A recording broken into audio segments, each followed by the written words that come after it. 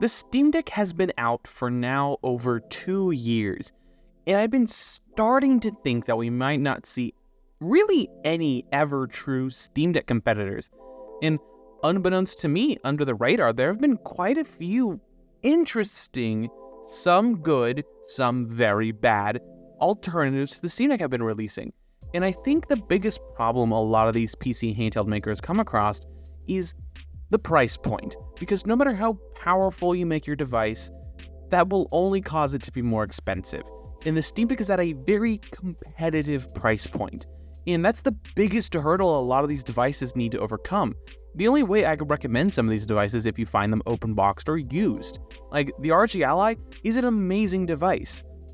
Brand new, not so much, but picking one up off of, eBay or open box from Best Buy for like $300, that's a killer deal.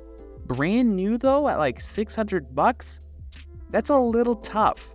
To be truly competitive with the Steam Deck, you need to be anywhere between the $300 to around $500 price point, because the Steam Deck can go a little rangy in terms of its price. You can go all the way up to like $630 something if you go for the 1TB OLED nano textured glass limited edition or whatever. So you can make the Steam Deck quite expensive, but that's not the model everybody's buying. Most of the time, people are buying the 64GB original base model and just upgrading the storage after the fact, like I did.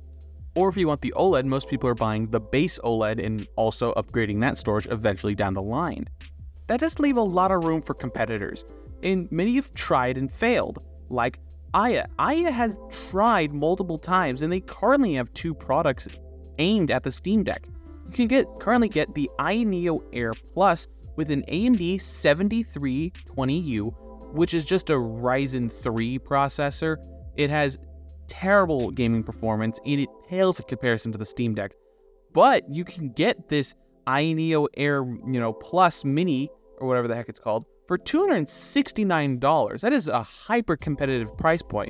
And all if you're trying to do is play indie games, like Minecraft, or even, true indie games like Celeste, Stardew Valley, things of that nature, it should be plenty of powerful for that. But the moment you try doing any serious gaming, even in the lightest titles, like playing CSGO 2, or other super light titles like Valorant, you'll start noticing some pretty terrible performance. And the moment you start to go into like higher end titles, you can't. Sometimes they just won't even load due to the lack of performance. The other device Aya has is the Aya Neo Next Lite, which in my opinion, and I have talked about this device before, probably the worst handheld option out there, mainly because it's so deceptive. It sounds like it'll have pretty high-end specs with a Ryzen 5 4500U or a Ryzen 7 4800U, in which to the layman that might sound pretty darn impressive, but these are low-end laptop chips from 4 years ago.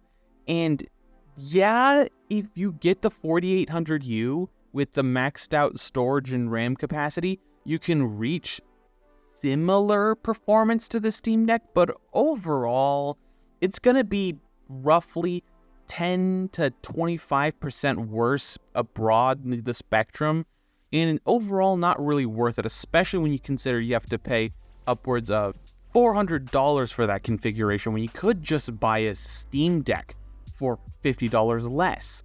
It doesn't make a lot of sense. Another poor excuse are the ones from Ayn. Ayn has a fair few, Windows-based PC handhelds, but I seemingly can't find them anywhere anymore. It seems like Ayn pretty much scrubbed their entire website of these devices because of how terrible they were. And it was very confusing, and there was a new version coming out every other week, making it impossible for you to buy the darn thing. And I'm referring to the Ayn Loki. The Loki was aimed to be a proper Steam Deck competitor, but never really offered enough performance. The original one offered an AMD 3050E Athlon processor. Terrible. It could basically play games from the Xbox 360 generation, but that was at the same quality as an Xbox 360, so we're talking 720p, all low. It looked terrible. And overall, it was less than stellar when it came to performance. And then there was the Loki Mini Pro with an Intel-based chip, which isn't bad, but it just wasn't very good because it was based on older Intel architectures that weren't really optimized for this handheld PC form factor due to the lack of really good integrated graphics, which is what you really need for these kind of handhelds to be properly functional. And this leads me down to the newest competitor to the scene. Orange Pi Neo is a handheld that I honestly have found little about online, and it wasn't until I started doing some proper research that I saw a bunch of people have already talked about this device, and it looks very compelling. For a 7840U based system, that's basically a Z1 Extreme, that you might actually end up having to pay like upwards of like $800 for a device like that. But this Orange Pi device, $500. And that's similar price to higher end models of the Steam Deck. And since it has the 7840U, a processor well known because it's identical in terms of specs to the Z1 Extreme, it should be double the performance of the Steam Deck.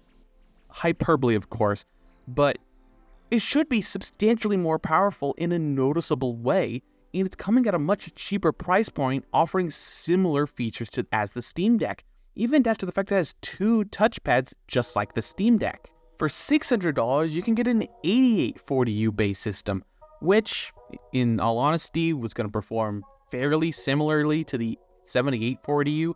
Yes, it sounds like it's a whole new generation, but AMD loves to do this thing where they just update the branding and just throw in a couple extra features. It runs the same 780M graphics, so honestly, you're not going to be a lack for any CPU performance on these kinds of devices. It's always going to be a GPU bottleneck. So unless it's not a GPU upgrade, it doesn't really matter. I think it's because they could only get that motherboard type with a certain amount of RAM and storage capacities. So they might as well just like made it 2 separate SKUs, a lower end and a higher end model, and that just used completely different boards. I mean, it's not the most efficient for production, but I get their thought process. Overall, it seems to be a very compelling device. And on top of that, it even has its own version of SteamOS using a gaming version of Manjaro, a Linux distribution that has been fairly popular over these last few years to be one of the more popular versions of Linux people use outside of Fedora and Mint. The Orange Pi Neo even has some features that I didn't even know about until further research, like it has gyro aiming, which you typically don't see on these handhelds. You typically only see that on devices from Nintendo, in all honesty. It is a very, very interesting device. And to me, it's one of the first proper Steam Deck competitors, because no matter how awesome those other handhelds from Lenovo, Asus, Zotac are, they always end up being like $800. And yeah, it's a similar form factor to the Steam Deck, but I'm not going to be paying $800 for a Steam Deck competitor when you could just buy a Steam Deck for almost half the price or less in some cases. So overall, most of these proper Steam Deck competitors are either hot garbage and they're not worth the money, or they're super expensive and really cool, but they're so far out of the price range, you're more likely to buy a gaming laptop at that price point than one of these handhelds. To me, seeing this Orange Neo device, I'm very interested to see when this thing comes out, because at the moment, I don't find anywhere talking about when this thing is going to be releasing. And I really want this thing to come out, because it's the first device where I'm truly thinking this is a proper Steam Deck competitor. It both run Linux, they both have dual touchpads, both running AMD APUs, but one of them is going to be substantially more powerful. The same processor found in the Z1 Extreme, just the not Z1 Extreme version. I don't like AMD's naming schemes. It's hot garbage. But that doesn't change the fact that this Orange Pi Neo device is going to be an actual competitor to the Steam Deck, and I seriously can't wait to see it. I would love to hear what you guys think about this device. Are you excited for a proper Steam Deck competitor, or are you wary about this relative unknown name and newcomer into this space? I would love to hear what you guys think about this down below. Don't forget to leave a like, comment, and subscribe. All the other social media garbage down below. And last but not least, have a wonderful day.